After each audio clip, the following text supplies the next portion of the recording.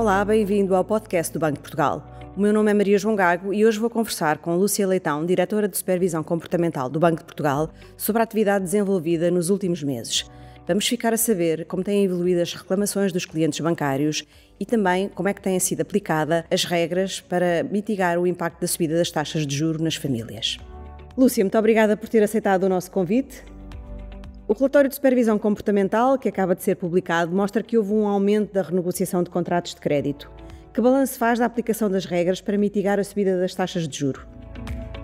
Em primeiro lugar, muito obrigada pelo convite, pela oportunidade de vir destacar alguns dos tópicos mais relevantes que nós abordamos no relatório de supervisão comportamental de 2022. Relativamente à sua questão, eu gostaria também de começar por sublinhar que a supervisão comportamental, como habitualmente, dá uma particular atenção sempre que há uma nova iniciativa legislativa ou regulamentar, trabalhando em articulação com as instituições para acompanhar a adequada implementação desses direitos que as normas estabelecem para os consumidores de produtos bancários e garantindo, através de uma fiscalização próxima da atuação das instituições, que esses direitos estão a ser efetivamente garantidos.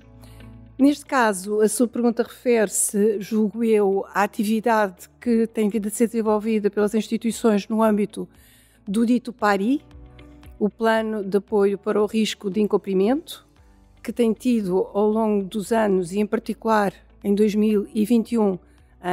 no setembro de 2021 e agora junto ao final de 2022, alterações significativas por decisão do legislador, que tem vindo a exigir das instituições cada vez mais uma atuação preventiva na mitigação do risco de incumprimento dos clientes bancários. E, de facto, tivemos um conjunto de iniciativas que vieram consubstanciar-se no diploma 80A 2022, de 25 de novembro, que veio reforçar de uma forma muito precisa, com critérios definidos de forma muito concreta, diria eu, níveis de taxa de esforço que as instituições têm que ponderar nos seus clientes, em particular, e aqui este diploma refere-se aos clientes mais afetados pela subida das taxas de juro de referência e que impactaram na subida, portanto, se repercutiram na subida de Euribor, e como sabemos, o crédito à habitação são contratos, a sua grande maioria, indexados à Euribor, e, portanto, esse diploma veio definir um conjunto de normas, de princípios e de obrigações que as instituições devem cumprir na avaliação da taxa de esforço do impacto dos seus clientes para ver e avaliar de uma forma muito proativa e preventiva o risco de incumprimento. O Banco de Portugal exige às instituições o reporte de informação sobre os contratos que são integrados em PARI, quer no regime geral que está em vigor no âmbito do regime geral do incumprimento, quer agora de acordo com estas normas específicas deste diploma, mais propriamente focado nos clientes de crédito à habitação própria e permanente, e com base na informação que recebemos das instituições,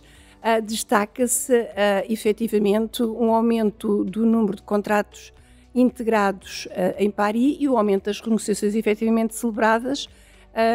e esses dados referem-se, eu gostaria de sublinhar, a janeiro, portanto, são dados preliminares, são dados, volto a sublinhar, provisórios, mas que provam de facto que, se compararmos os contratos integrados e renegociados neste regime do PARI em janeiro de 2023, com os dados que recebemos do ano 2022, houve de facto um aumento muito assinalável. De facto, o acompanhamento que temos vindo a fazer das instituições prova que as instituições estão a ser proativas, a contactar os clientes, como não podia deixar de ser. Aliás, a norma assim o exige, a contactar os seus clientes quando não têm informação sobre o seu rendimento, para avaliar as taxas de esforço. Também gostaria de sublinhar que muitos dos contratos integrados em PARI, por vezes, não se confirma que o cliente tem, de facto, dificuldades e também, muitas das vezes, é o próprio cliente que não quer estar integrado em PARI e, portanto, ele próprio assume perante a instituição que não tem risco de incumprimento. Portanto, vamos continuar a monitorizar a implementação destas medidas, em particular estas medidas de prevenção de risco de incumprimento, com uma particular atenção no âmbito destas medidas mais específicas que se dirigem aos contratos de crédito à habitação própria permanente. Também cresceram os processos abertos no âmbito do procedimento extrajudicial de regularização de situações de incumprimento, o chamado PERSI. Esta tendência vai manter-se? Espera que o incumprimento dos clientes bancários possa aumentar? Eu gostaria até, ligando com aquilo que acabei de mencionar, havendo um reforço das medidas de prevenção do risco de incumprimento, obviamente que o primeiro objetivo é que não haja incumprimento. E o PERSI, designado PERSI, contempla as situações em que os clientes já entraram em incumprimento. E, de facto, houve um aumento em 2022, que nós também destacamos de forma detalhada no relatório de supervisão comportamental. Com base na informação, sublinho que as instituições são obrigadas a reportar à supervisão comportamental. Essa informação evidencia um aumento dos contratos integrados em PERSI, portanto, contratos que já estavam em cumprimento. Esse aumento que se registra em 2022 registra-se em relação a um período anterior que tinha níveis historicamente baixos de contratos integrados em PERSI, e todos sabemos que nesse período vigoraram as moratórias de crédito. Portanto, esse aumento tem que ter em atenção o valor do período anterior, mas sublinharia também que, se formos comparar os contratos integrados em PERSI que aumentaram em 2022, quer no crédito à habitação, quer no crédito aos consumidores, no que se refere no crédito à habitação, os níveis de integração em PERSI são inferiores ao período pré-pandemia. No caso do crédito aos consumidores, a situação é diferente, já há um aumento no final de 2022 para níveis superiores ao período pré-pandemia. O atual contexto também nos leva a ponderar que a situação das famílias, por vezes, enfrenta dificuldades, e também sabemos que os clientes bancários, nomeadamente os que têm contratos de crédito, que é aquilo que nos preocupa no âmbito do PERSI, tendem a dar uma particular atenção ao cumprimento do crédito à habitação. E todos percebemos porquê. As novas regras, que incluem ainda a isenção de comissões bancárias na amortização antecipada de créditos e a possibilidade de os clientes usarem PPRs para liquidarem empréstimos à habitação, tiveram com certeza implicações na atividade de supervisão comportamental. Pode explicar-nos que implicações foram essas? Sim, claro. Nós estamos, como eu mencionei logo no início da nossa conversa, muito atentos à aplicação dos novos direitos que os clientes bancários recebem por iniciativa do legislador, e estivemos imediatamente atentos à decisão contida no diploma publicado no final de novembro do ano passado, de suspender a cobrança de comissão de reembolso antecipado até o final de 2023 nos contratos de crédito à habitação. E fizemos de imediato uma inspeção transversal, fomos avaliar de uma forma muito célere os pressários das instituições, verificámos, portanto, o pressário de 98 instituições, e em cerca de 94 instituições encontramos informação incorreta. Contactámos de imediato essas instituições e verificámos que 85 dessas instituições tinham cobrado indevidamente a comissão de reembolso antecipado de crédito à habitação, e, portanto, as instituições foram chamadas a devolver, e, como referimos no relatório de supervisão comportamental, foi devolvido por parte das instituições que tinham cobrado indevidamente essa comissão cerca de 502 mil euros. Significa que este trabalho atento, célere, da supervisão comportamental levou a que as instituições não se atrasassem na implementação deste novo direito atribuído aos consumidores de crédito à habitação.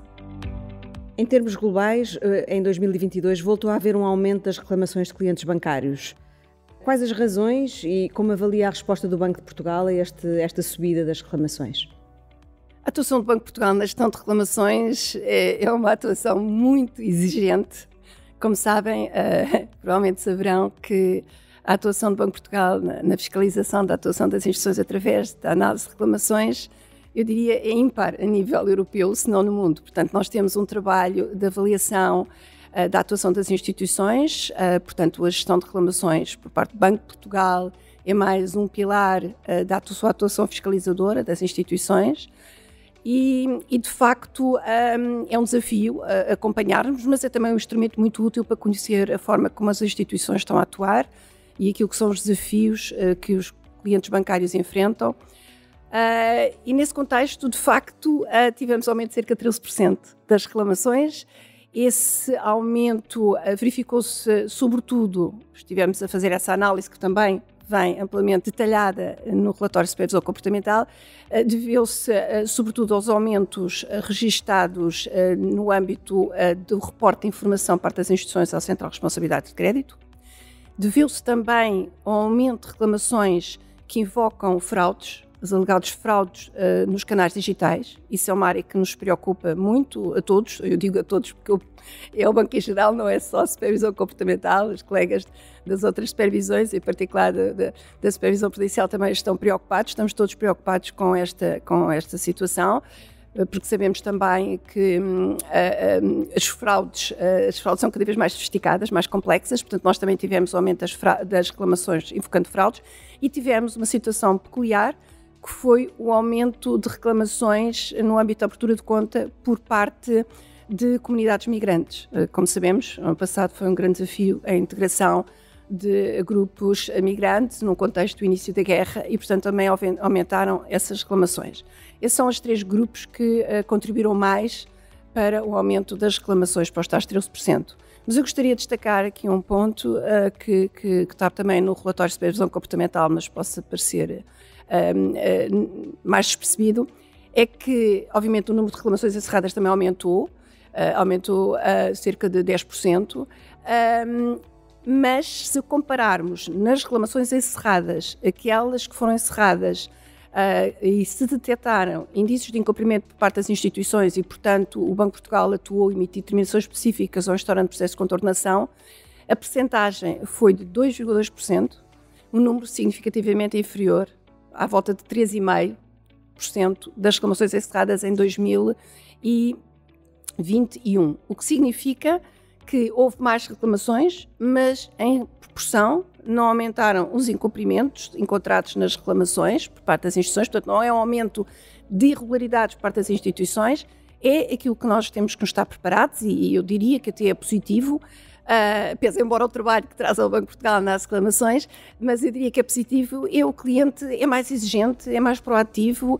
quer confirmar de facto que os direitos que lhe estão a ser atribuídos pelo quadro normativo é cada vez mais denso, a situação também que o cliente enfrenta é difícil e, portanto, o cliente quer confirmar de facto se os seus direitos estão ou não a ser assegurados. Portanto, são clientes mais exigentes, eu acho que isso também é bom e que responde ao trabalho que temos vindo a fazer no âmbito da formação financeira, clientes mais proativos com atitudes e comportamentos adequados. Lúcia, muito obrigada por nos dar a conhecer a atividade do Banco de Portugal na área da supervisão comportamental. O relatório está disponível no site do Banco de Portugal, em bportugal.pt, e pode seguir-nos também no LinkedIn, Twitter e Instagram.